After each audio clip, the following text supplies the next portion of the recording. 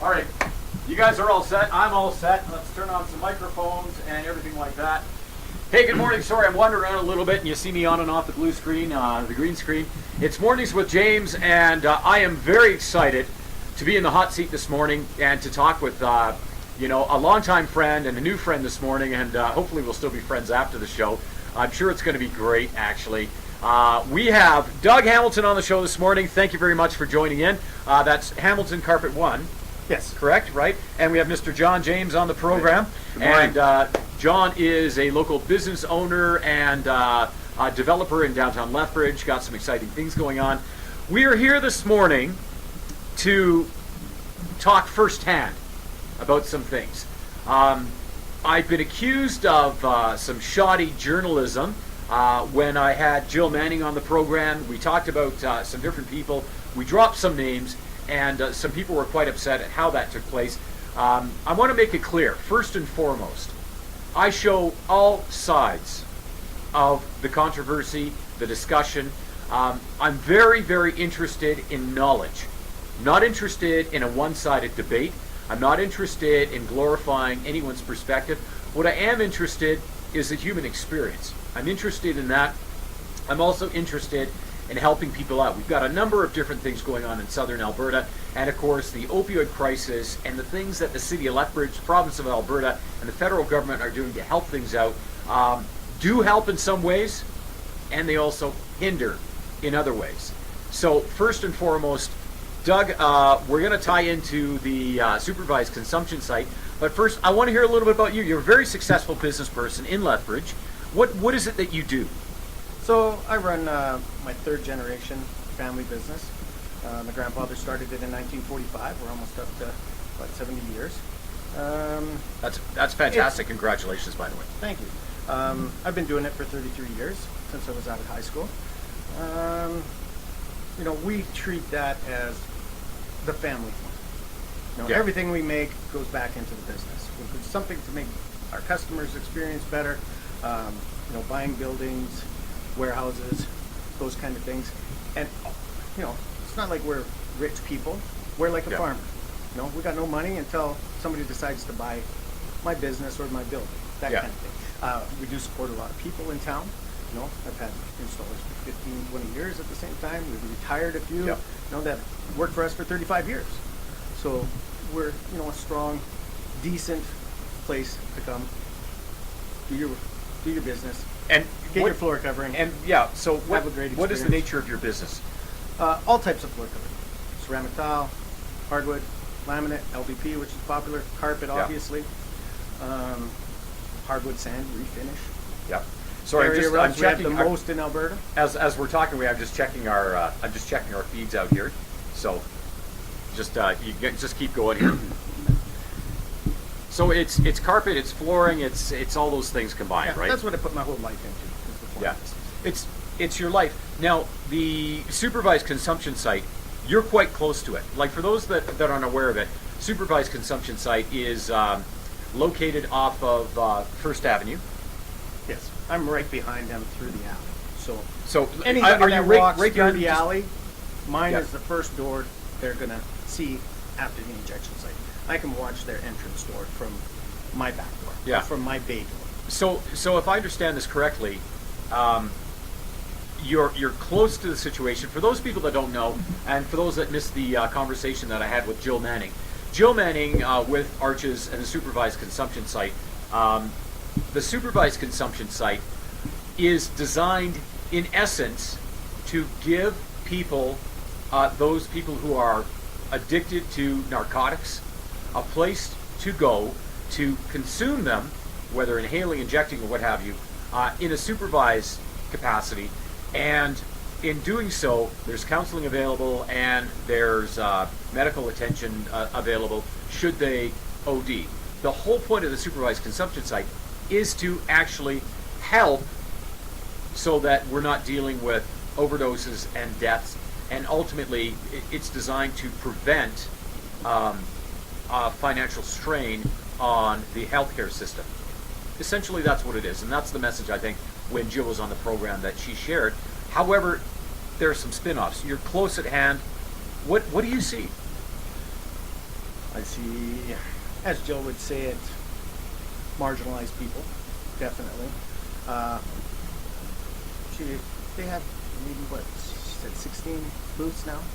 Or Yeah. 13 Yeah. booths. They started with there's some 6. more. Yeah. There's some more being made. It started with 6. Now there's going to be 16. But you have 50 people who want to shoot up. And the biggest thing that, say, not necessarily the younger people, but people who don't know what's going on, is they think that they're just standing there holding hands, waiting for that room to open.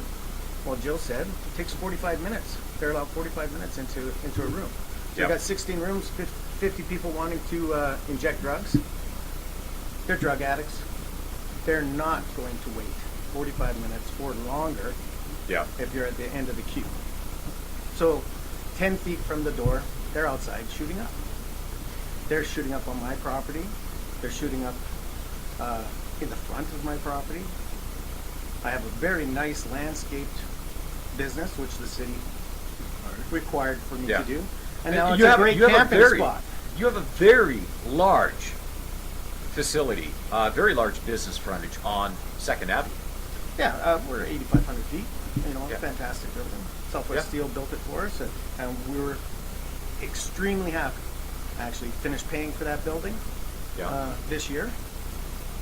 You know, that's where nobody pays off a huge building like that in 8 years without pushing lots of money. And that's what we've done. So essentially what you're saying is you've got a successful business and your business continues to be successful. What's the problem? Lay it out. I mean, am I being daft here? Or what really is the issue? You know, most of my customers are women. Okay. They're Mrs. Jones, who's coming in to revitalize her home or build a new home and those kind of things. They usually shop alone, maybe with a friend. Mhm. But when you have 15 or more transients moving back and forth from the injection site 5, 6, 7 times a day in a group like that, they're afraid to come in. So how I started this off is a customer had phoned me from the parking lot saying, Yeah. I can't get into your site. There's 2 people doing drugs, 3 people doing makeup, a couple people standing around watching to see if security comes or whoever came. Yeah. And I went, oh my God, that's why we're not getting people into the store. We track our business very well. You know, my dad started it many years ago. What's the temperature outside? What's the weather like? How many people came in? What did they Yeah. come in for? So we have 20 years worth of that type of number. So I know when you have to have more people on staff, which is going to Yeah. be good weekends. And our numbers were flat, way down. Unbelievable. And I go, as a small business guy, Since the injection site. since the injection site. So as a small business guy, I gotta go, what am I doing wrong? You know, we're on the front lines, we change things automatically, you know. That rack's not doing well, it's not selling. I got an installer that's not doing properly, or a salesman not, you know, we address it and we change quick so that we can Yeah. stay in business. And then when I kind of just realized that from that one customer phoning, and then another customer phoning to get in, Yeah. another one come in from out of town, drove her 80-year-old dad in to pick North Filter. She's outside having a smoke, and she is swarmed by 5 people. Got a smoke? Got a dollar? So she just throws the cigarette away in fear and runs inside, because anybody who is circled around by people, Yeah. any people, doesn't have to be a drug user, but just even a group of rowdy kids, Yep. she would be afraid, and she has a right to be afraid. So I wrote the letter to the mayor, just to the mayor, and say, I need your help. What you have implemented in my neighborhood is costing me money, and when I did that, he came over to the shop. He was there about 5 minutes, and basically blew me off and said, Doug, we're saving lives, and we're going to take 2 or 3 years for this problem to work itself out.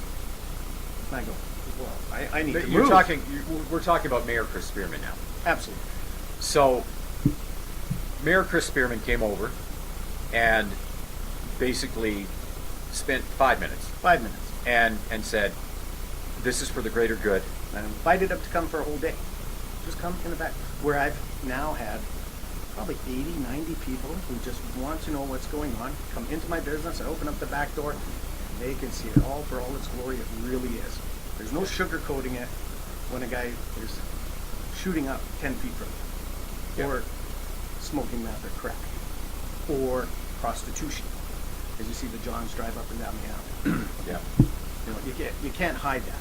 And you get, like my 80-year-old aunt, she brings 5 friends, she wants to come over to the business, and I go, no, just wait. And these are just during the day hours. Yeah. When it gets night, it gets crazy. Yeah. So I get back We'll to where I we'll get was. to John, we'll get to you in a sec here. I'll get back to where Have you got Yeah. Have you got a sense of the numbers, the change in numbers, retail sales from a year ago before this? Retail Superos- walk-in. We do a fantastic business in commercial where Yeah. nobody has to come into the store. It's all booked. You know, it's all in a spec book by the architect. We bid it, we win the job, go ahead and do it. Yeah, okay. But walk-ins are down exactly 52%. 52%. 52%. So in Okay. a typical month, I would just average people coming in to buy an area rental because we have 700. We'd sell 20 to 30 a month. Yeah. Now I sell in 2 and 3. That's a huge cost to the bottom line. Okay, John, tell me a little bit about yourself. You've got a development happening in downtown Lethbridge, but give us kind of a little insight. Your family's 70 years in business in Lethbridge, and how about yourself? We have deep roots in Lethbridge. I bought a property downtown Lethbridge in 2009, 2010, right, roughly around there. Ran a business down there. Was part of the BRZ board, active member. Also part of the college board, cabinet for the trip. So really, trip, really involved in the Yeah. community. And so, we're just businessmen, and we have concerns. And the concerns is the drug crisis, the homelessness, and the supervised consumption side. Yeah. These are big concerns for us. Yeah. Business. To give you so And to give I you a just want to sense. say one more thing Yeah. is yes, we're businessmen, but you know what? The members of our community who have houses in downtown or just in the community, they're suffering too. Our city's ratings have dropped. That means our property values are going to drop. Yeah. So everyone, just not small businesses, community guys, families have a house. That's a big investment. Yeah. And we need to take care of our members here. And we're not. We're not even listening to us. Yeah. And that's serious. That's Yeah. just it's just serious. So go ahead. So yeah, just to give you a sense, a perspective on it. So Doug is actually located right behind the supervised consumption site. Okay, and I want to be very clear on this. We're mentioning names. We're talking about Mayor Chris Spearman. We're talking about real experiences. For right or wrong, we're not casting judgment here in one sense. All I'm doing is laying out the facts about the experience that business people are having, and and what they are seeing. So we want to be very clear about this. Okay, we're not making anything up. We're not quoting stats that have no backing to them. Now, so Doug is located right behind the supervised consumption site. John's business, can I say where you're located? Yeah. Okay. Right next to the Petrocan on 6th Avenue, and that's going to be Fifth 5th Street. Yeah. So, and you've got a new development going on. Yeah. So it begs the question now, you've got this great new development going on. Mm-hmm. Why develop there? I mean, I know you own the spot, but with all the stuff going on, is there a goal in mind to developing this Well, this You know, property? when you buy a property, it's not just you just buy a property and it's now here today and gone tomorrow. I mean, I bought this property back in 2009, 10. Yeah. Worked out of there, had some plans out of there, Mm-hmm. and we're hoping, we do a lot of planning and hoping to expand the property. It's got high visibility and that. But am I nervous? You bet I am. I'm very nervous. You invest in the building, companies invest their resources into you as a tenant, and you want them to succeed. I got a mortgage on that place. How am I going to pay it? And so we are very concerned. The funny part about this, I shouldn't say funny. The serious part about this is that downtown business, and I'm including Doug in this because he's part of the downtown area.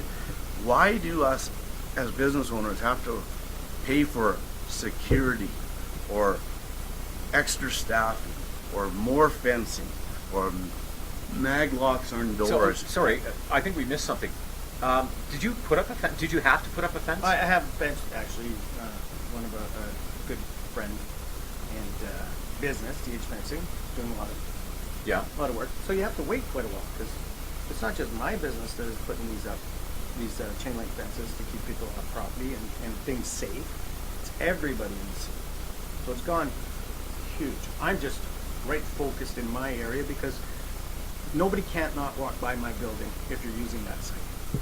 You literally have to, skip across or, You know, Yeah, So it what? just gets there. But so as a what's spot- the actual But cost? when I wrote that letter, and a mag lock, just because I have women who run in that store, and they're afraid. People come in, or they get accosted outside, or they have to keep people off their vehicles, and they're going, we can't be here alone. We can't even if there's a couple in there, we don't feel safe. So I had Electrical Solutions come in and put a mag lock on the top of the door, $3,000, so she can buzz anybody in. First time in our life that we're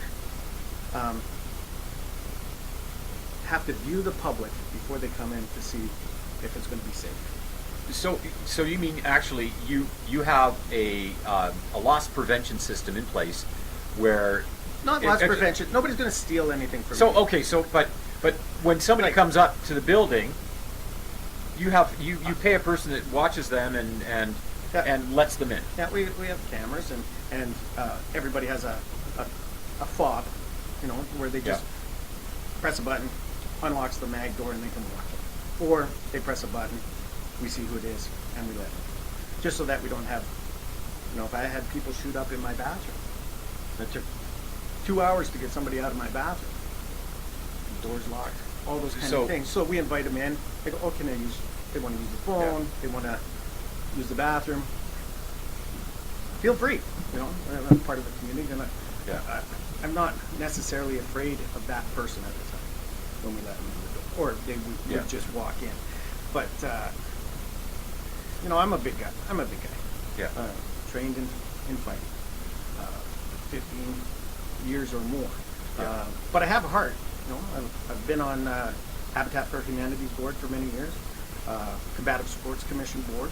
When MMA was really coming in and all the amateur fighters were getting hurt, we had to get in there and find some way to protect them, put in rules in place, and that board did fantastic. I've moved on since then, just trying to focus on my business and get everything running. But when I write that letter and I tell the mayor that this is not working, something's going wrong, and he blew me off, we threw it on Facebook. Yeah. Got shared maybe 2,500 times. Yep. All over North America.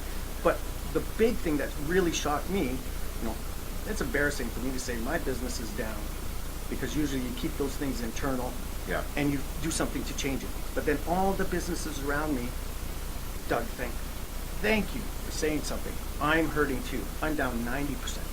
I'm down 70%. I haven't had a customer in a month. So, I'm a quiet guy. I do my job, do my work, go home, enjoy my family life. Not really big in political. Whatever I do is on the low.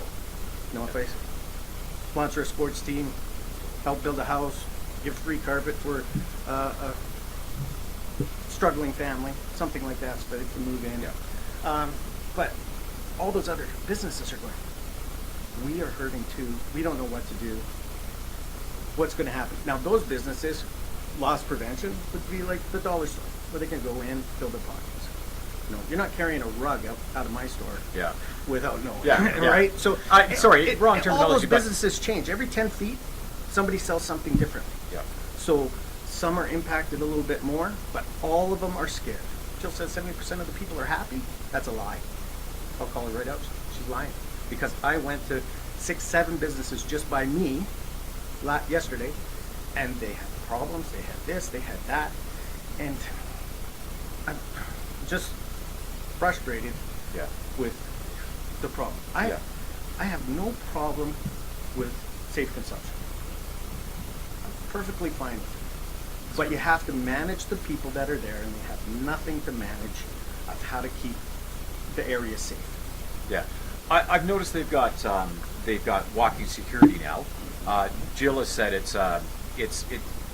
they're in the process of change. Walk-in security is great. For me, it was good. Nobody's camping anymore. So Yeah. they're pushing the people on. That part Yeah. is great. Okay, that has improved. But they just circle. And they come back around. They're shooting up 5 times a day. They just can't lay Yeah. on my lawn and put up a whole bunch of pillows and blankets because security's pushing them on, or I am. That part has gotten better. But security, they ask us to phone security. Don't phone the police. Don't phone the police. I'm going, okay, so now my numbers of calls, I would call 5 times a day. My manager would call 3 or 4 times a day. Customers would call if there was one in the Yeah. store and something was going on. So maybe 10, 15 calls just from my business a day to the police. Now they ask us to call Arches Security. So now calls for service are down. It looks great on the Paper. official numbers, but they don't share those numbers with the police. Yep. And they don't, I've had one person shooting up 10 feet from my back door, watching them on camera, all have drugs in them. Security walks down the way, sees it, starts pushing them on. I go, hey, all those guys got drugs. That pocket, that shoot. And they go, pushes them along. I said, can you do anything about it? You want to call the police? No, we can't. Okay, well, I'll call the police. You're a witness. Well, we can't tell who it is because we found out their name in Arches, and we're not allowed to say who it is. I'm like, so security is now a priest and a doctor. So they're not giving numbers that, they may see some numbers that say, oh, calls for service are down. Yeah. We're not having This- fights. We're not this- having this, this- but it's there. It's still there, just as bad as Yeah. it always was. Yeah. This thing about call for service has been an issue in the downtown. The issues in the past were spread out more. Now they're focused in one area, and they're magnitude by the increase of homelessness and people coming to Lethbridge. So there's an increase. But this call for service, they say, well, calls are down. Yeah, well, when you phone, then you have to give your name, your number, your address, all the stuff. It takes 20 minutes for them to even respond, if they will respond. And Yeah. you know what? Most business people are not going to sit there and watch somebody get hurt or accosted out there, so they just deal with it. And so they say, oh, calls are down. Well, actually, calls aren't down. We're just tired of waiting. We're tired of seeing stuff and knowing that nothing will happen. The city has done some great things. Don't get me wrong. They invested in the downtown. They do a lot of things, and thank goodness they do, because the downtown would be worse off. But they also have the DOT program, which is the DOT guys are really good. The diverse outreach team, they go out and they've been around and they'll help move people on and stuff like that. They're Yeah. fantastic. But the police, I saw it where my location was. I've seen it escalate over the last few years. What- So not Because just you used recently. to have a business on the corner there, Yes. and you shut that business down. You sold it, Yes. right? I was tired. I was tired of dealing with this element and this problem, and it was unsafe for my staff. And I was prepared not. I double staffed. Yeah. I couldn't have a girl working on their own. My choice was, I'm not gonna keep on manhandling people for my staff down there. I have to stop in every night, get a call, and police wouldn't come, and so we made a choice. We're gonna just close it down. Yeah. Now, fortunately, we did, and we don't, we just shut it down. The problem is that we saw this escalate. We met with the police. They say the same thing. The calls are down. Yeah, because everyone's tired of calling. So then we started doing online recording, and then they shut that down. So now there's no record of what we need downtown, and it's declined. The safety, the moving, loitering, and all this. So the problem we have is it enforcement, or is it a social issue? Yeah. Because before, some items like public urination, nudity, Which is daily. Yeah. loitering, prostitution, was an enforceable thing. Now Somebody could get arrested for it. Now, Right. it's a social issue. drug paraphernalia. It's a social issue. So you can actually carry illegal drugs downtown as long as you're saying you're going to that site, you don't get busted. So now we've went from enforcement to social issue. And that's really tough for the guys down on the street because, you know, the policemen on the street, they're working their butts Jeez, off. they're And working they're hard. patient and they're awesome. And they're getting pricked by these needles. And they're getting them thrown at them. Yeah. And it's sad that we have a mayor and we have a police chief. They've both been around enough. And this decline is steep. And they are not reacting. They are not doing anything about it. Yeah. And why should two business guys know who the drug dealers are? Yeah. And say, oh, that's a drug dealer, that's a prostitute, this is that. Why should we be able to identify these guys? They need to be being proactive. What have they done? You know, what have they done to improve the downtown, to make it safer? My question to them is, what have they done? I haven't seen any programs. Did you know that I think about 5 years ago I met with the police and I said, you know, you need to have your downtown beat on Friday nights and Saturdays. You don't have anybody on Saturday, Sunday. How are families coming down here to shop? Well, you know, we never thought about it. Well, when do people go down to shop? Saturdays, maybe Sundays. When they got money. When they get didn't paid. have. The administration did not even have that figured out. I mean, Yeah. these are the things we're dealing with. Like, you know, we're the second largest tax base in Lethbridge, the downtown area, Yeah. and we have very little enforcement downtown. Like, for you know, for the need. Like it's Yeah. not it's mismatched, right? Let's So, let's talk. Sorry to cut you off. One Let's of their talk. security guards got run over. They set him up, backed over him, and put him out. I haven't seen him in 2 months. He was one of the best security guards they had. Yeah. Very good with the clients that he dealt with and the businesses around there. So- but the security themselves said somebody followed him home and threatened his wife and kids. And then they set him up and they backed over him. In your opinion, then you're saying it's a little bit out of control or a lot out of control. It's a lot. It's a lot out of control. If Okay. a lot out Yeah. of control, if you think Okay, open, let's- open prostitution let's- and drug Let's- use yeah, is a problem. Let me bring up something here, okay? First and foremost, I want to make this very clear. The opinions stated here, these are opinions based on the actual Front living line, and ground front zero. line. And these opinions, by the way, are not the opinions of Jess FM and the associated businesses tied in with it. We're here today because, you know, Mayor Chris Spearman, okay, and this is not to be disrespectful. In no way is this to be disrespectful.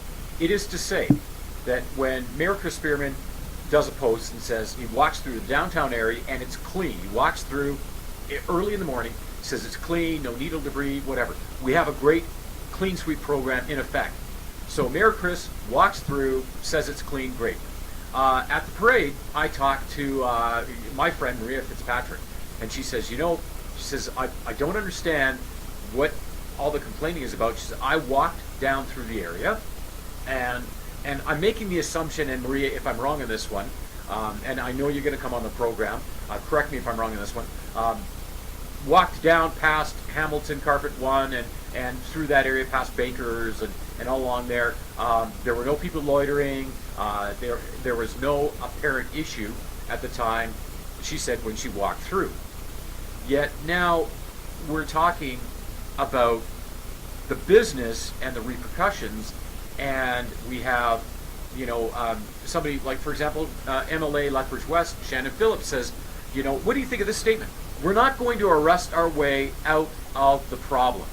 We're not going to arrest our way out of drug addiction, of the fentanyl crisis, of the opioid crisis. We're not going to arrest our way out of it. But So then we don't fight no more?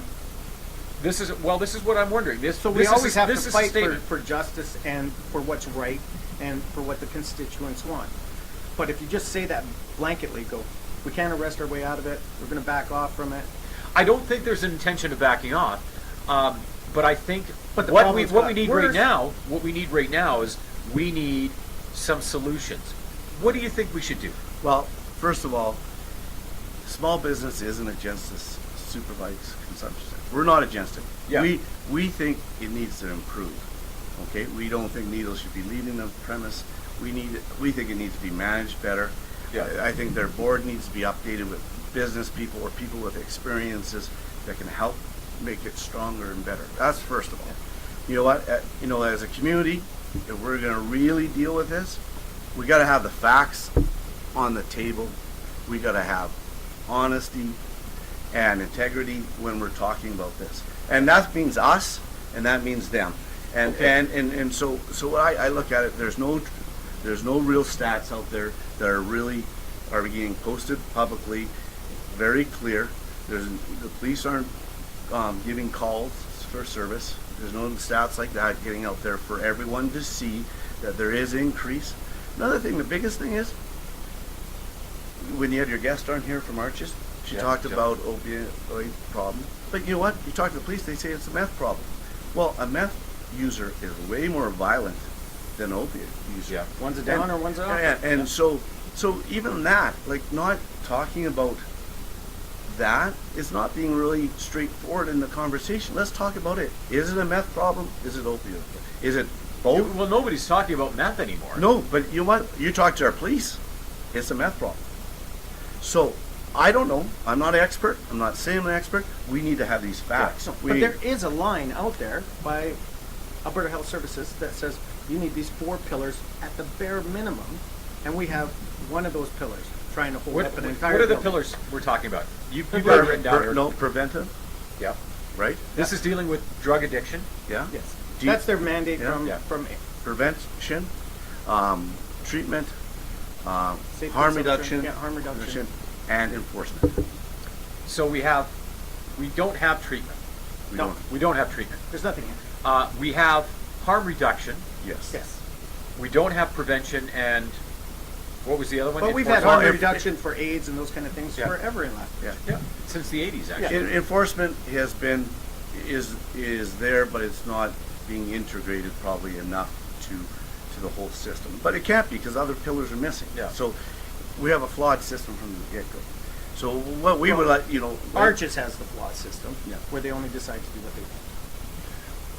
Okay, Or what they're capable of I'm doing. gonna say, having talked with Jill, I know, I get a genuine sense she is doing the best that she can, and they're on a steep learning curve. I think the biggest challenge right now, even with myself, I sit here. I've talked with Shannon Phillips. I've talked with Mark Campbell. The city councilor. There are plans in the works to get Blaine on the program, another city councilman, and Mayor Chris Spearman, and some more business people on the program. But here's the thing, okay? I get Jill Manning on the program. We have a great interview, very positive. We talked with Sheva from the Downtown BRZ, and we all have connections with the Downtown BRZ, and both talk about how safe Lethbridge is. Both talk about how great Lethbridge is great. And to me, as a guy, in reasonable shape, whatever, I'm very comfortable walking downtown Lethbridge. The picture that you paint is dramatically different. Okay. The so- picture that she dramatically. paints is Okay. unrealistic. If I'm walking with my wife down the street, this is Montreal. We went to Montreal a month and a half ago.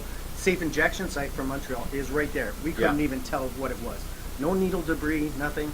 A few marginal people sitting on the front steps as they're relaxing, and then they move either to what other facilities. I didn't go in and ask them, but somebody's talking to themselves, whipping their arms around.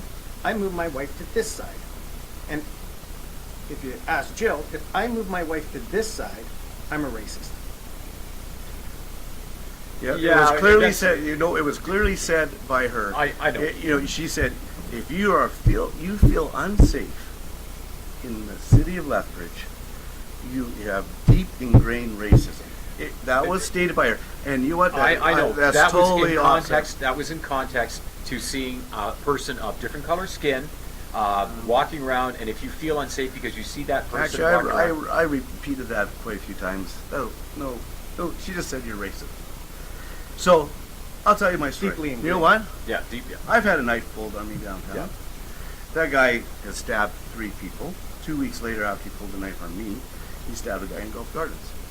I didn't feel safe when the knife was pulled, so I guess I'm racist. different scenario. No, But no, I actually it understand isn't. where- It's downtown, is a user, and he pulled a knife on me.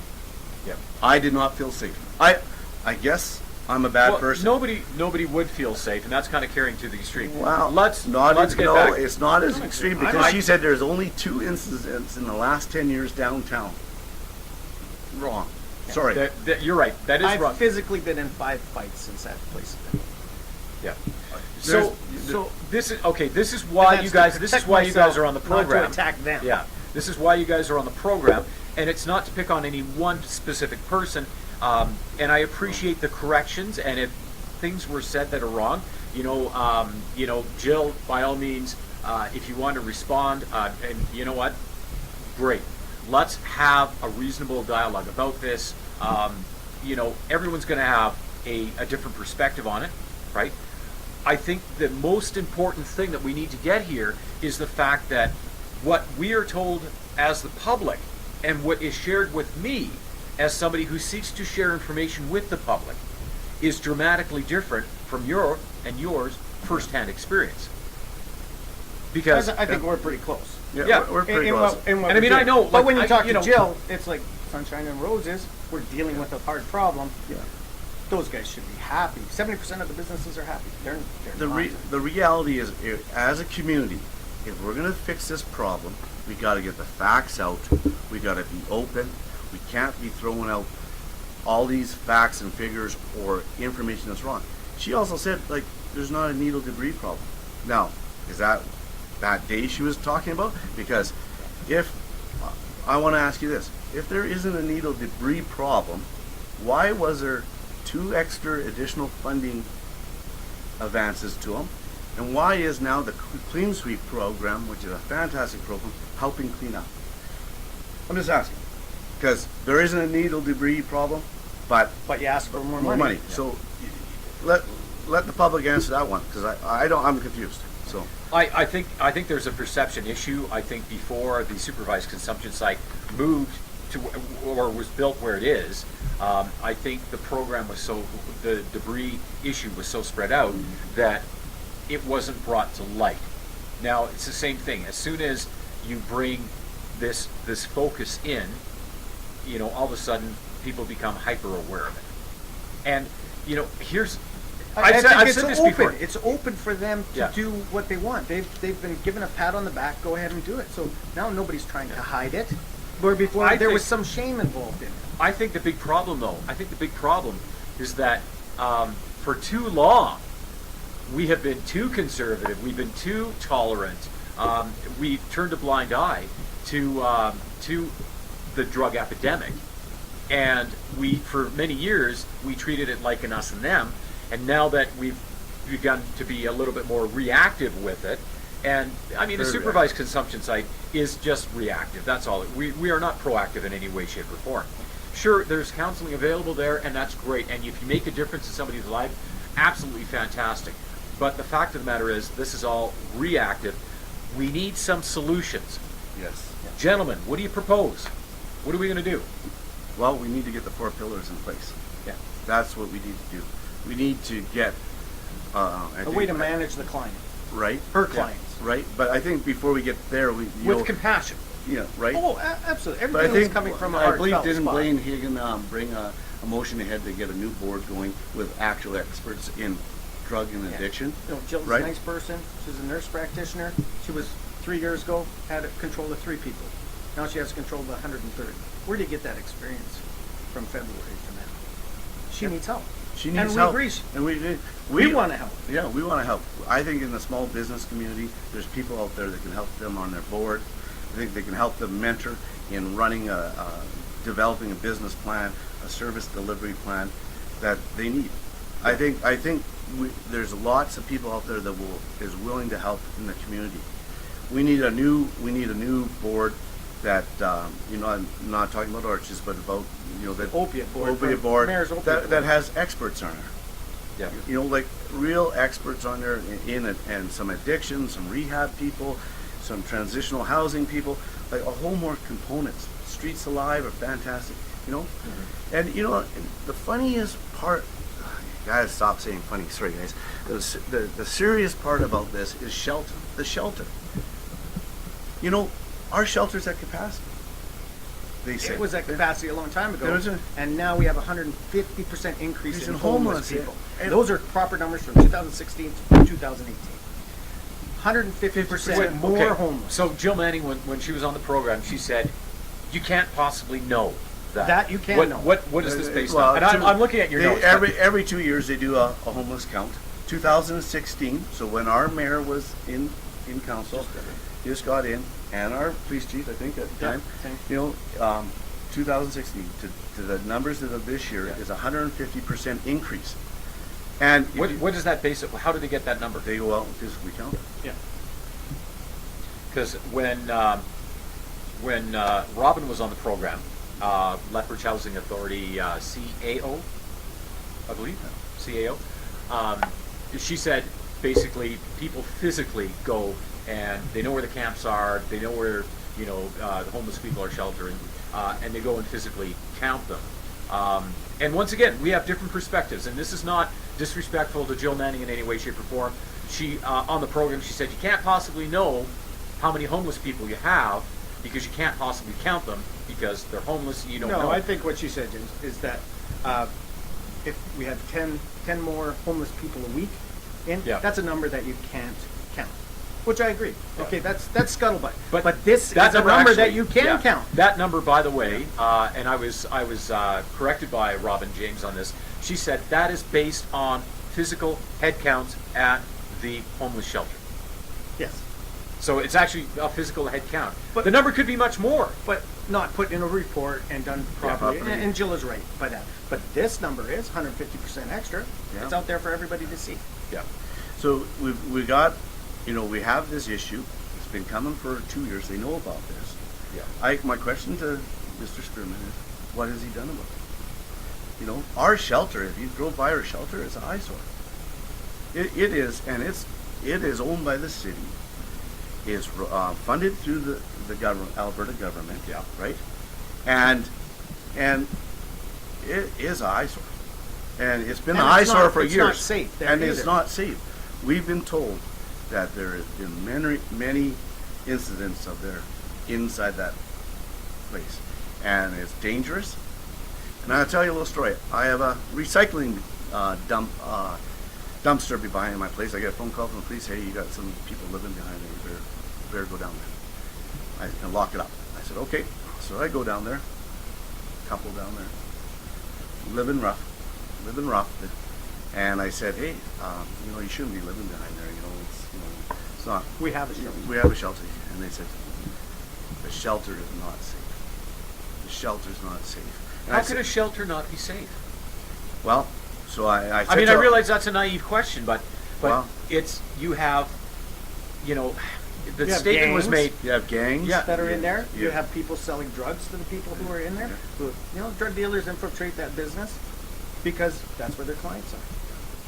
This young couple was taking a padlock and locking my doors from the inside. There's no top on it. And they squeeze in behind the dumpster. And I said, you know what? You can stay there. Got to listen to the police, but you can come back the next day or whatever. Yeah. You can stay there. And they were there. And so, you got to feel for these people. When our shelter's not safe, we're not expanding it. When we've got housing issues, and you know what? We have money allocated from the province for homelessness, for housing, right? Yeah, I believe it's about 8 million. Right? To get people off the street. And here's a fun fact: over $1 million, almost close to $2 million of that funding pool went to Arches. Nobody wants to talk about that. Why? That's directed by the city, not Directed directed by council by and the city. Minister of Health. Yeah. That that almost $2 million. Why do we have a house if we're taking away from housing money to help Arches? Like we're kind of like, I don't know. It's a little confusing here. We got 150% housing issue, homelessness. Homeless, yeah. We need to be dealing with them because 3 or 4 years ago we were doing the raw in Lethbridge that we're ending homelessness. We're at 80 or 90%. And I asked the question at that time. I said, why are we like, we're like homeless. That's great, but why is our shelter still full? Nobody had the answer.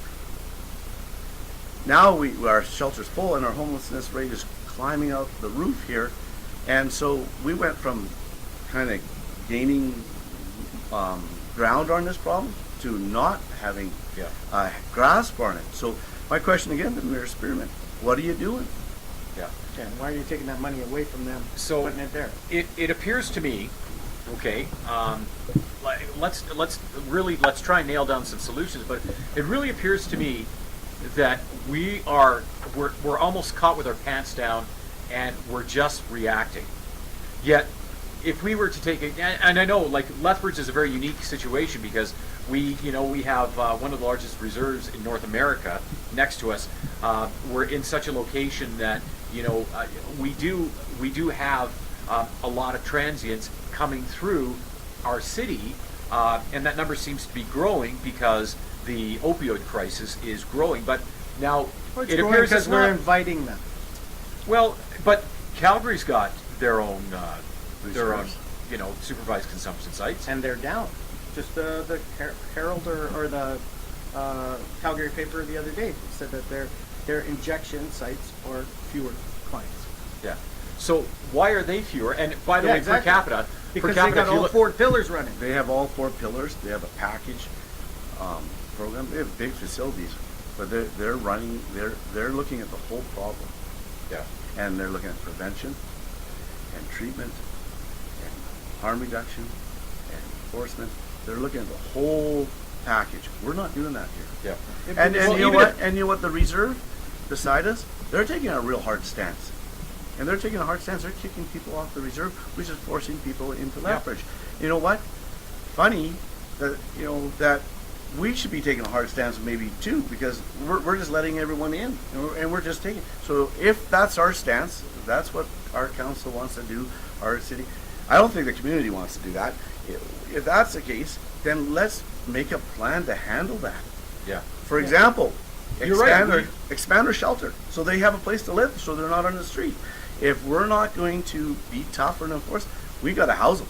We got to figure out where to put them, and it shouldn't be So on his It's loading just dock. what- Yeah, it's Yeah, it's my like dumpster. me. I what was start the a word new called? line. Transitional housing, right? I- So we have no transitional housing in Lethbridge. That's my understanding, right? And Blaine is a big advocate of transitional housing. Robin James has been talking about it, right?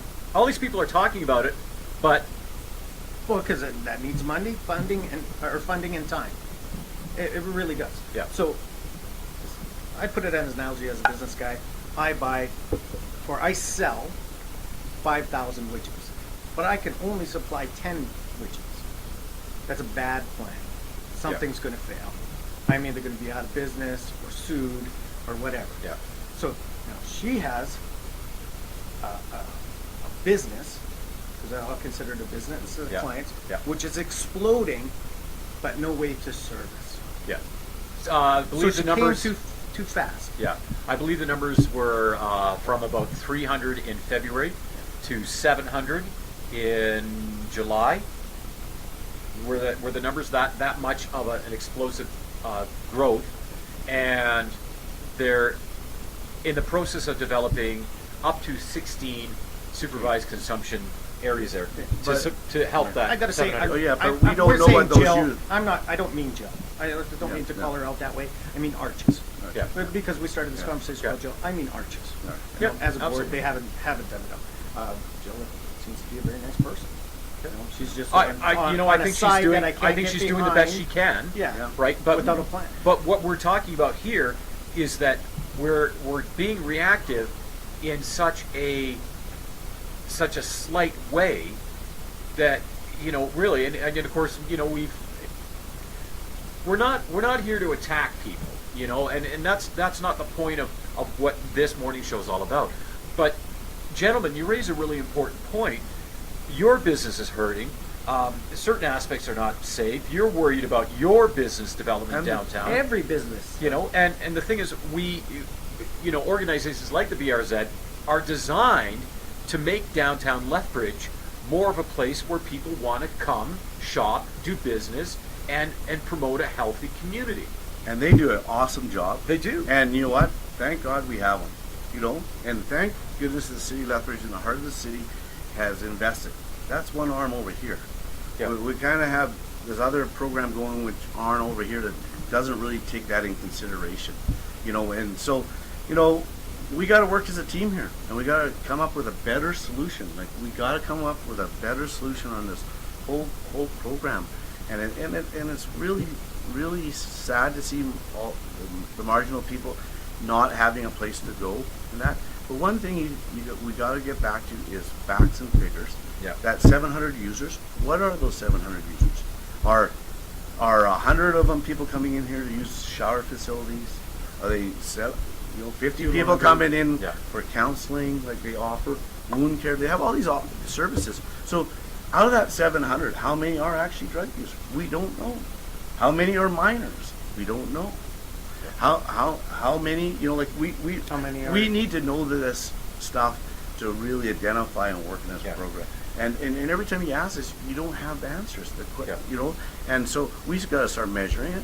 We got to know how. You know. Well, let me ask you this. Now, we had this open house, this forum on the opioid crisis, and City Hall was packed. No, that was a college. college. You mean At the college, yeah, sorry, at the college, yeah. And it was packed, it was heated, but Well, I don't remember It wasn't. anyone. It wasn't heated. no, it wasn't. It It was was. controlled. Yeah, It was okay. Big Brother telling us exactly how it's going to be, and you don't have an input. So yes. I like to talk about solution-based thinking. Okay, that's None why I of ask those you people guys. had a solution base. They just That's- told us how bad that's- it was, not how to deal with that individual it, who's standing at your exactly. door, Okay. poking you with a needle. So first If of all, that- that meeting at the college was well attended by the public. Yes. Well attended, and actually well attended by Arches. Unfortunately, Arches wasn't even allowed to be on On the panel. But it wasn't about discussing solutions or Arches. It was actually a class on harm reduction. Everyone on the panel, except one person, I believe, and I could be wrong, was all on the taxpayers' dollars or benefited from harm reduction. So they are on the team of raw harm reduction. Yeah. One guy had a methadone clinic. One was like it went on and on. Yeah, they're all experts of some kind, though, right? Yes, they were experts or something, but they were on the taxpayers' money for harm reduction. You know what? We should have had somebody there talking So- about rehab, preventive. So we all got together. We had this wonderful meeting, and we didn't talk about solutions. no. You couldn't ask questions. You wrote them down, and if they decide, if they thought it was something that they could Okay. Last 10 minutes. cover, that yeah, we- last So- 10 minutes. That's what prompted me. I went there to say, I'm in trouble, mayor, councilors. My other business around me are in trouble. Help us. Yeah. And you get 10 minutes at the end if you're lucky. Yeah. What about this? Okay, to address the situation, now we're being reactive again, and I'm not advocating vigilantism, but apparently the security that's in the area doesn't have the power to do a lot of things. I welcome somebody who can correct me on this if I'm mistaken, but why don't we have a community group there that can step forward and help people? So maybe, for example, if we had a community group that could provide an extra element of safety, either to move people along or to move people to a place where they could sober up. We need a sober up facility. Mayor Chris Spearman talked about it, and I thought it was very interesting. He said, these people need a place where they can go watch TV so they're not on somebody's front lawn. Yeah, we need it. Okay, but what about having a group of some kind that can be more proactive, interactive, that can connect with the people that your business is being hurt by, your business is being hurt by, and that will interact with them in a meaningful way, that will give them a greater sense of community, so that we can begin to make a more reactive and then proactive change.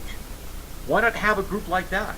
Why not have feet on the street that have a policing ability, enforcement? We have that. It's called the police, and we're hamstringing them. We're not letting them do what they've been trained to do. we're letting them be social workers. That's not their job, is to be a social worker. They can do their job with dignity to the people that they are. Yeah. But there's a straight line. This is right, this is wrong. So we arrest the people. We put them in jail, put them in detox. Now people say, well, you can't do that because they'll go through withdrawal. But they do find help in jail. If we don't have a place to house them and to get them into proper counseling and say have them dried out or off drugs, they have those things in prison. You know, But if then we you don't still, have it, they you still have it. need a place for them to go afterwards. When they get Jill said this: if if somebody wants to get help, it's several weeks wait to get in. Well, and they're homeless. It's not like you can phone them on the cell phone and when there's an opening. You can't do that. And then once they get into that treatment facility, once they sober up, then they need to go to extended treatment. But Right. then it's another bunch of weeks wait there. Potentially. Yeah. Yes. So- That's Yeah. why Calgary has the 4 pillars, and Yeah. they have a wet side. She's answering our question. Yeah. This Band-Aid, Arches, is not the answer. And so it goes back to the mayor putting his hand out for some money with no game plan. There's Let's get- money available, let's grab it. Let's grab it. Open up Arches. Who cares about the businesses? Let's just open it up. Let's go. Let's hand out needles. Honestly, I don't. I don't that think was he the knew. intention. I don't think No. he knew that it was going to go. No, boom. but when reality. it does, you have to say, So "I'm the mayor. I did something wrong. Let's go let's, away and fix it." let's have a reasonable solution. So obviously that they need a place to go. We need enforcement and we need treatment. You It's bet. just Lethbridge doesn't have it. Every other injection site does. What Lethbridge doesn't have detox beds. We keep on promising them. They've been ready. Rooms have been there for years. They're ready to go. They're not putting them in. Why? Somebody will have to answer us. They say they're coming. Yeah. I think it's getting tied into an election call. I've talked to nurses. Right. Those beds are ready a long time. Yeah. So, Detox beds. Detox. Detox. But those are special. many? Those 6 or 8 or something like that. Yeah. But they're special beds. I so mean, where like, are they're they? not. Huh? But those marginalized, Like at the hospital, or? Yeah, at the hospital. Okay. Those marginalized people aren't going to qualify for those beds. So in Calgary, they got a huge gymnasium. If you're too inebriated or I don't know, say you're too high to go out, got a wet side.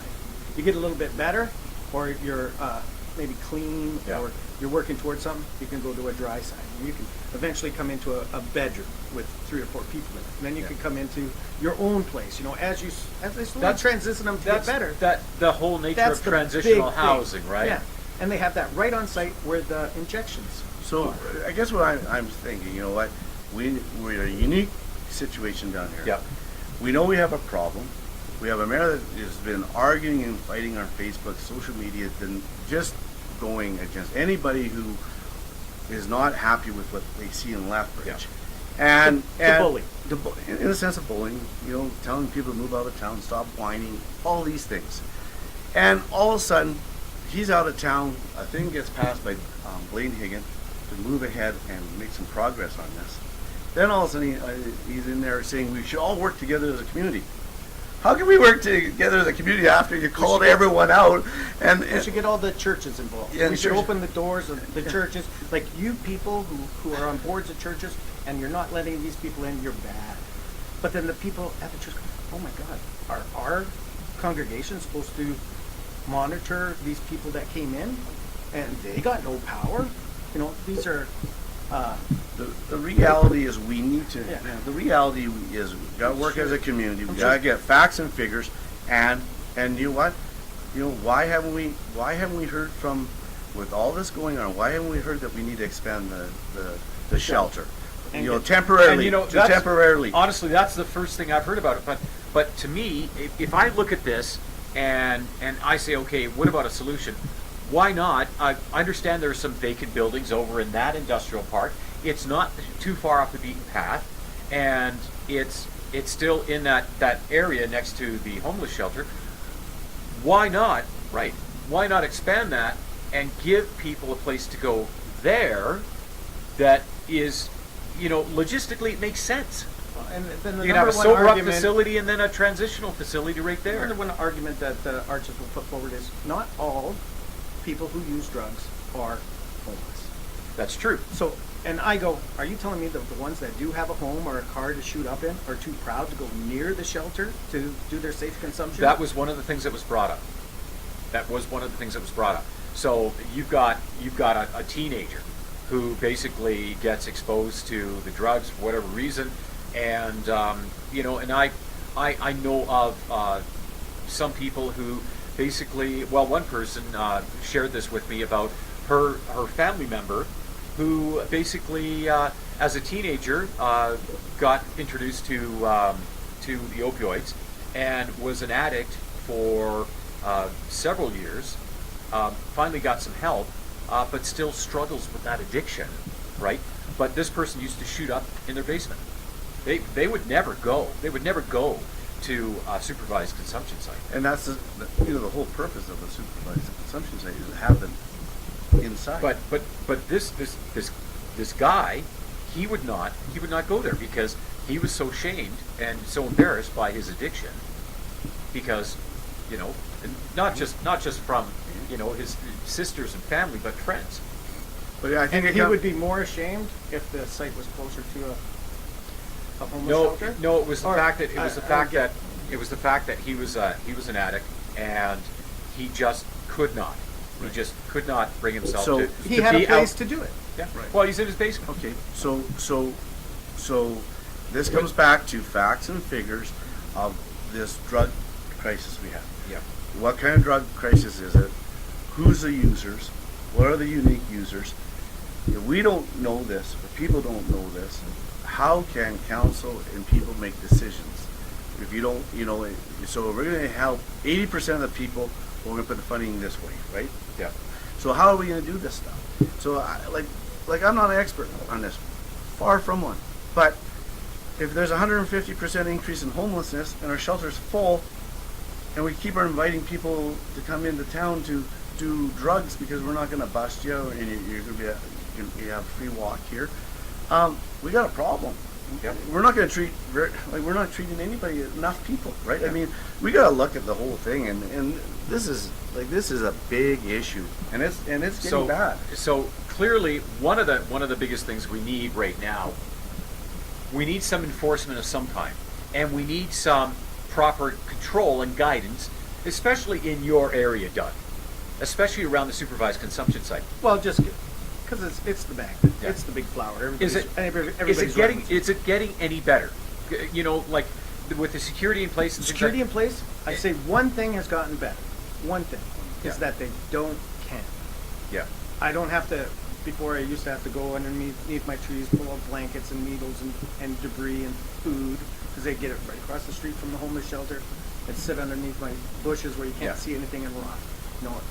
And in the morning I'd have to kick them all out. So we cut down those trees, we open up the area so the police can look into it. But still, because that's what they say for homeless people, what's the number one thing to keep? Keep your area clean, no places to hide, those kind of things. That's, you get that right off the internet. But now they don't camp because security will eventually walk around every 40 minutes. Because sometimes it'll be 3 hours before they come because they're dealing with something 5 Yeah. blocks down. That doesn't help me. Yeah. Though they're doing something. I think the problem is that you increase security here, they increase security downtown, and you push and they move. You're just moving around. moving the problem That's around. the only thing And that- you know what? We've had actually a pretty warm summer, a pretty nice weather out there. Yeah. And I'm really worried about when the weather changes here, and when we have this sheer number, and we don't have room for them somewhere or a place for them to do things, right? Yep. Where are they going to go? Well, we know kind of from past history where they go. They go to the mall. They go to the public library, right? Yeah. And Lethbridge Center has had lots of security issues in the past, keeping them up, and they lock their washrooms now and stuff like that. So they go to these big public areas where they can spend some time, right? Yeah. And I think we're going to run into a tough fall or winter here with the increased numbers. down to 4 degrees last night, right? And this is just the start of it. They say it's going to be a little bit of a milder winter, but even still, that life on the street is hard, and if Very you hard. don't have a shelter or a safe place for people to be, then, if we're gonna, ultimately, here's what's gonna happen, okay? We are going to measure the quality of our community by those who suffer or those who've been marginalized the most. And when the snow hits the ground or the frost comes, and all of a sudden our hospital is having to deal with people with frostbite, or people are going to getting toes amputated, what have you, because 150% increase, the homeless shelter's full, the mall closes down at 5 o'clock or 9 o'clock or whatever. They've got no place for them to be. They've got no place for them to go. Now we have a crisis. We have a crisis in our ability to service humanity. We need to address it now. We need to address it now. We've got to have a game plan, right? It's going to take the community together. We can't do everything overnight here, but we gotta come up with a strong game plan. Yeah. And you know what? We want a safe community, right? I want my employees to be safe. Right. I want to Yeah. be safe. You know what? We don't want to be a bottom ranked city. We want to be a top ranked city. Yeah. Right? Well, there's no reason for us to be bottom ranked. There's so many things going on. There's so many positive things going on. We need the ability to. We have to stop being reactive. But somehow we've got to get on top of this. Mayor Chris talks about a sober up facility. Okay, so you talked about it now. Okay, what are we doing? The city can do whatever they want. They got the money. You know what? The city gets $255 million through taxes to run the city. Only about 60 million of that is ever heard of or documented of what's going on with it that the public can go and look. They got 200 million. If they decide they want to buy a building, they go buy it.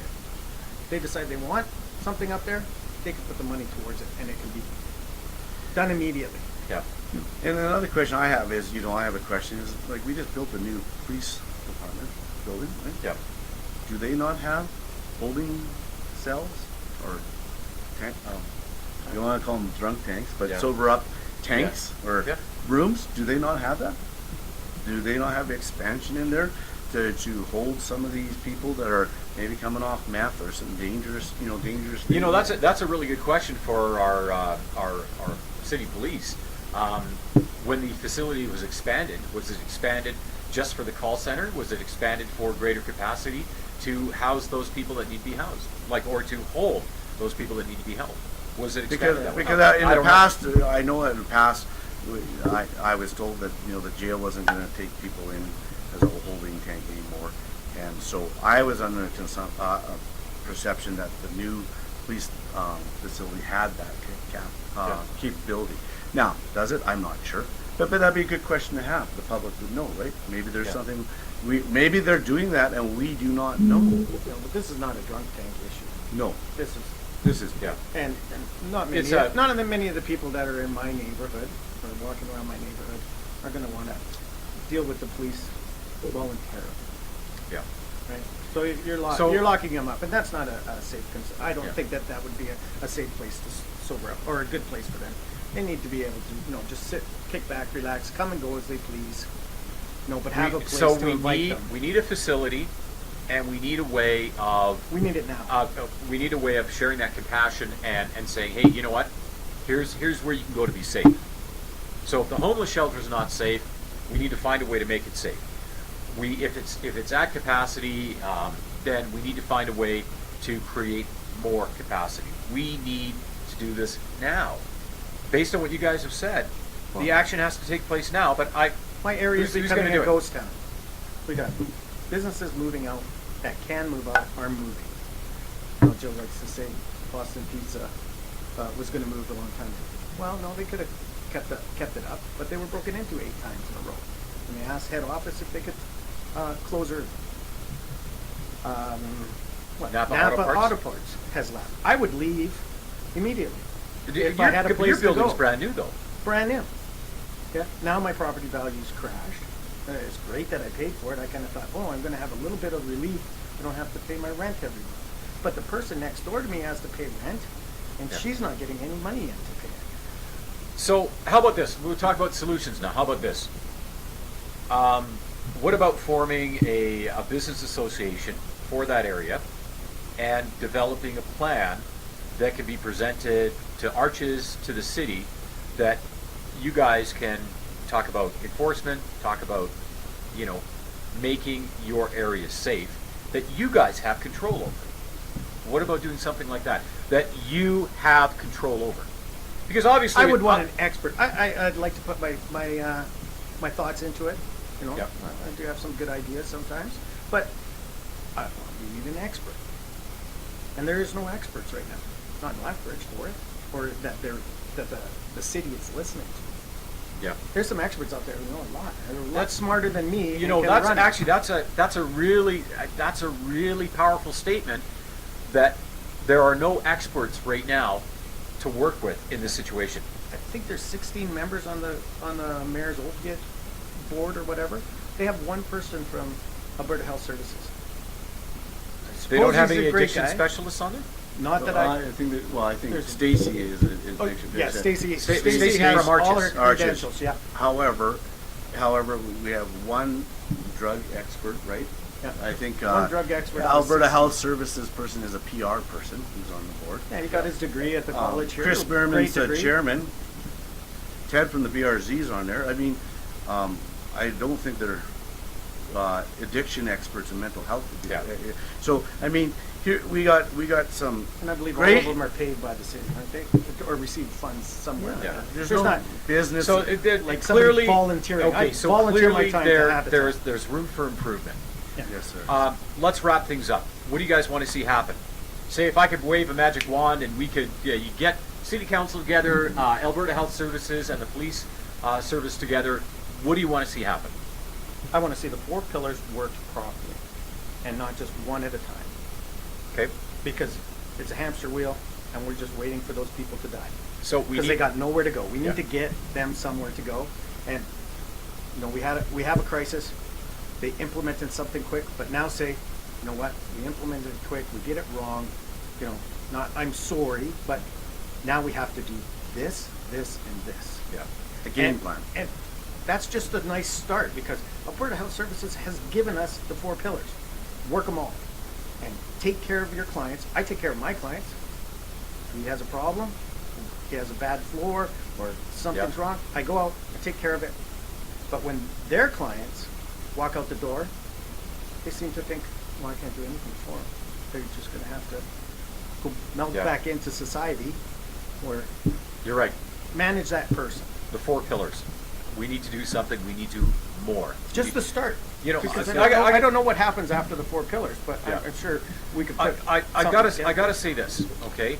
I truly appreciate both of you coming on the program today. We have got to take this video and share the heck out of it, because you know what? I'm hearing this stuff for the first time. And I've talked with people who are in the know. I've talked with some very good people, and for those people, you know, I appreciate you coming on the program. Shannon Phillips, Maria Fitzpatrick, Constable Ryan, you know, Jill Manning. I appreciate you guys coming on the program. Knowledge is power, but at the same time, we have to keep in mind that your knowledge and then, you know, what you share is different from the ground level, and what people Public are needs actually. to see what's happening The there, public not needs to. hear it. You know, I'm just talking about the daytime activities that I deal with. When Yeah. you go to night, it's a different club. You know, there. I try not to drive by my building at night, because I just would be so depressed. But when I have a member of council say, I parked there for 2 hours from 10 till midnight, you have more than 150 people on your property that day. I trust what he has to say. When So somebody one of the city- defecates on my lawn in the middle of the night, A I city have to call the councillor- police to come pick it up, because it could be contaminated. A city councilor parked at your property for 2 Across the hours, street for 2 across hours the street and for 2 hours, counted. and counted 150 people Or more. or more. I've had videos sent to me that are just, can't watch it all the way through. I had to move all my trailers. I have a nice area to park back there, 18 feet by 80 feet. Yeah. We used to park all our trailers there, all our tools, all our stuff. Well, they get in behind there, they do it, they wreck the trailers, they flatten the tires, they put their syringes on the bumpers. They Yeah. do all those kind of things. So I had to move it. Now I got to find a new place to park 5 trailers, and nobody can use anything there. There's We got plugins for winter when it's out there. Well, I had to cover all those over, another $1,500 because it just invites them to plug their phones in and charge everything up. I get sprinkler heads kicked off. You know, it just multiple Yeah. damage, 3 broken windows, this and that. That's just me. We're talking into the tens of thousands of dollars. Yeah. Well, I mean, in the area we're talking about too, because I've talked with somebody whose business is on 13th Street and 2nd Avenue North, and they've shared similar things where they have surveillance. They have actually used a siren to, scare people away. But same thing, their business is negatively affected. But look at the size of the area we're talking about, from 13th Street to Stafford, then over to 4th Street and 6th Avenue. All of these places, alleys and things like that, negatively impacted by that drug culture. And all the businesses in that area, no matter who, is suffering. yeah. You So can't say it's not. It's enforcement and management, huge issues, yes. and they need to be addressed now. Yeah. And I think when you start that system and you're starting to help people, the community will be behind you more. Yeah. If you're just enabling, I think Lethbridge is a little tight on that, and they're going, no, we don't need to enable, we need Yeah. to help. I think that you guys see that there's a lot of public support behind making some changes here. Yeah. You know, I know that the city, when the council, big showdown at council, Yeah. their email server, I heard, exploded. You know, like there's a big public support on fixing this problem, and you know what, we can help. Everyone can get involved, and get a plan together, and let's support each other, and let's have some facts, some figures. Let's get out there. Let's get a game plan, and it's not going to happen overnight, but we got to get working on it, because Yeah. these are individuals. Like it or not, they are individuals who are going to come into winter here, and just letting them survive in the street rough is not going to help them. Yeah. It's dangerous. I think we're honestly going to see this for the first time, where we have a humanitarian crisis in Lethbridge because we have failed to help manage this situation properly. So let's make a change. Let's get connected. Let's find some solutions. We brought up some very interesting things here today, and we pointed some fingers, and you know what? We need some answers. So let's find some answers. Let's find some solutions, because nothing's happening right now. And if this is going to take quite a while, we actually need the public to support those businesses as hard as they can, Yeah. and a bigger police presence, Yeah. so that the public can go to those businesses and try to support until something has happened. Otherwise, it'll be a ghost town Yeah. in my area. Yeah, I think the other thing too, and Jill had mentioned this too, compassion goes a long way to basically helping the people who are in that area, the street people who are in that area, know that they can change their behavior. She talked about somebody from, I believe it was Burton Max, giving water and stuff like that, and that formed a Lot real... in McQuaid. Yeah. Yeah. Which is great. It was their okay. opening day. I heard this story just yesterday from another business. Opening day, they got a wall there. Yep. The manager came where they're all sitting and using. One thing came out and just wanted to talk to them. A lot of McQuaid are great at that. Yeah. Yeah, great guys there. Great guys, and they're used to that type of system. I'm not saying that all musicians are into that lifestyle. Not saying that at all, but Yeah. they've seen it more than anybody else. And he did tell them, you're free to stay here. I just came out to see if you wanted some water and stuff because we're having an event. I can't kick you off this. This is city property. So it's not like he had any power or anything to move there, but he was being a nice guy, and he is a nice guy. Most of the people that are there, I've met more than once, and they are good people. But these, when they're using, these people are like 5 years old. Yeah. So maybe that bit of goodwill that happened, and she said, and the peers will keep them off of it. I don't really believe that too much because they can't remember not to step on the grass. They can't not remember to don't shoot up in this spot because it's not safe. So how are they going to remember? Oh, this business was nice to be, and this business was not nice to be. They just live their life how You it had is. some pretty good experience with that, though, showing people respect and. Yeah, you know, if you can develop some rapport, but when you're talking now into somebody on meth, then you're in a different Yeah. game here. You know, if you have somebody who's intoxicated or somebody, like you said, in an opioid that's going to be chilling out, Yeah. that's totally different. But if you have somebody on meth, I think we're a little different game here. Yeah. But the reality is, though, I don't think anybody's saying don't be compassionate, don't be this. But the reality is that business has invested some money down there. They haven't been there very long, right? And what's going to happen is once they have customer response, or in a positive experience waiting for the child to come out of there, or a negative is going to be the tail. So once fall comes and the kids are taking guitar lessons and all this, and there's a great company, great company, they're going to have their opinion. It's going to be different today versus in a couple months, right? And So- same as Yeah, you, but right? once Yeah, again, we're well, gonna- just today I had some guy I thought he was ODing on my stairs. I had to literally, shaking him, nothing. I ran to the injection site, opened the door, and go, "We need help over here. This guy's ODing." They came right out. By that time, the guy had actually got up because he thought they were probably going to inject him with something. And the security goes, "Well, we'll talk to the nurse." But the guy could barely walk. Yeah. And this is at 6:30 in the morning. Yeah. I'm there early trying to prepare for this. I look on my cameras. Oh my God, this guy hasn't moved Yeah. for a few minutes. Yeah. What's going on? Well, and you know what? That That's the scares thing. me. That's because nobody wants anything bad happening No. to somebody else. We're not bad people, but clearly this is a call now for proper management.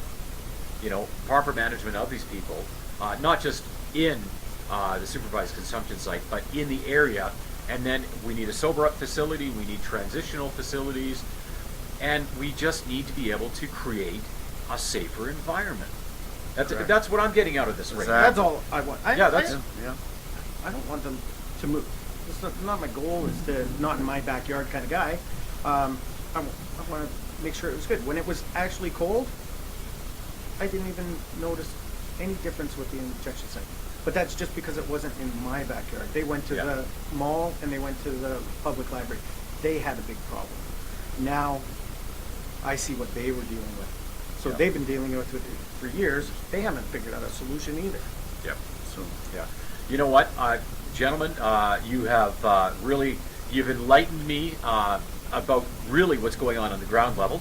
And like I said, I'm hearing a lot of this for the first time. A lot of the stats that you've brought forward, I have seen them before in one capacity or another, in one way or another. But I'll tell you what, there's a lot going on here. We need to share more like this to get more of this information out, to get more people connected, because that's where the difference is going to be. I thank you very much for coming on the program today, Doug. Thanks, Jim. And John, thank you Thank very you. much. Good job. I hope that we can find a reasonable solution.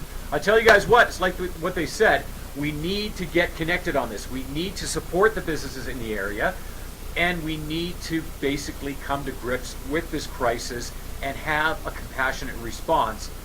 We need it now, not in the winter when it's 40 below. We need it now because we are on the cusp, I believe, of a humanitarian crisis. We've got to do something positive with this. So, by all means, let's reach out, let's connect, let's have a conversation with City Council, with the Mayor. Let's have a conversation again with Arches, and let's see how we can actually move forward on this to make change happen. Gentlemen, thank you guys once again. By all means, share this. I realize the interview's been long today, but I tell you what, a lot of valuable information here. You guys get connected, stay inspired. We'll be chatting with you next week. Bye for now. I just got to wander over here and make a change here.